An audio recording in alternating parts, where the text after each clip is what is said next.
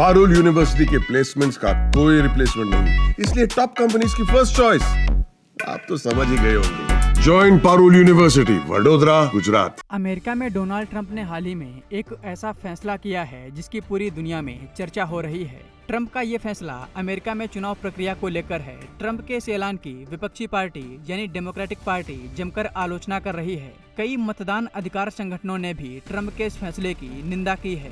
Colorado के राज्य सचिव जेना क्रिशवाल्ड ने ट्रंप के इस आदेश को गैर कानूनी बताया है और कहा है कि यह अमेरिकियों को वोट देने के अपने पवित्र अधिकार का प्रयोग करने से रोकता है। लेकिन अब सवाल ये कि आखिर ट्रंप ने ऐसा क्या आदेश दिया है जिसकी डेमोक्रेटिक पार्टी आलोचना कर रही है। डोनाल्ड ट्रंप ने मंगलवार को एक महत्वपूर्ण कार्यकारी आदेश पर हस्ताक्षर किए जिसमें अमेरिकी चुनाव प्रक्रिया में व्यापक बदलावों को अनिवार्य किया गया है। इसके तहत अब अमेरिका में फेडरल चुनावों में वोट डालने के लिए अमेरिका की नागरिकता अनिवार्य होगी। इसका मतलब यह होगा कि संघीय चुनावों में वोटिंग के लिए रजिस्ट्रेशन कराने के लिए नागरिकता के दस्तावेजों की जरूरत होगी। मतदान पंजीकरण के लिए नागरिकता का दस्तावेजी प्रमाण जैसे कि पासपोर्ट अनिवार्य होगा और यह सुनिश्चित किया जाएगा कि सभी मतपत्र चुनाव के दिन तक प्राप्त हो जाएं। ट्रंप के मुताबिक इस आदेश का मकसद चुनावों में पारदर्शिता और निष्पक्षता सुनिश्चित कराना है। इस आदेश के तहत अब वोटर संघीय चुनाव में मतदान के लिए नागरिकता के दस्तावेजी प्रमाण के बिना पंजीकरण नहीं करा सकेंगे। ट्रंप ने कहा है कि जो राज्य ये आदेश नहीं मानेंगे उन्हें फंडिंग नहीं दी जाएगी। हालांकि ट्रंप को इस आदेश को लेकर कई चुनौतियों का सामना करना पड़ सकता है क्योंकि अमेरिका में राज्यों के पास चुनाव के नियम निर्धारित करने के अधिकार हैं।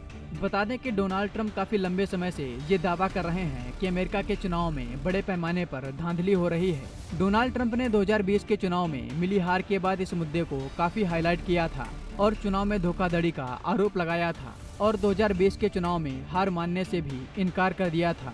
डोनाल्ड ट्रंप मुख्य रूप से डाक मतदान यानी मेल इन वोटिंग को लेकर चिंतित हैं। उनका कहना है कि बिना किसी ठोस सुरक्षा उपाय के यह प्रणाली चुनाव धोखाधड़ी को बढ़ावा दे सकती है। अमेरिका में गैर नागरिकों द्वारा संघीय चुनावों में मतदान करना पहले से ही अवैध है और अगर वो ऐसा करते हैं तो उन्हें डिपोर्ट किया जा सकता है। ट्रंप के इस फैसले से अमेरिका की एक बड़ी आबादी मताधिकार से वंचित हो सकती है क्योंकि ब्रेनन सेंटर फॉर जस्टिस और अन्य समूहों की 2023 की रिपोर्ट के मुताबिक मतदान की आयु वाले अनुमानित 9% अमेरिकी नागरिकों यानी लगभग 21.3 मिलियन लोगों के पास फिलहाल नागरिकता का कोई प्रमाण मौजूद नहीं है।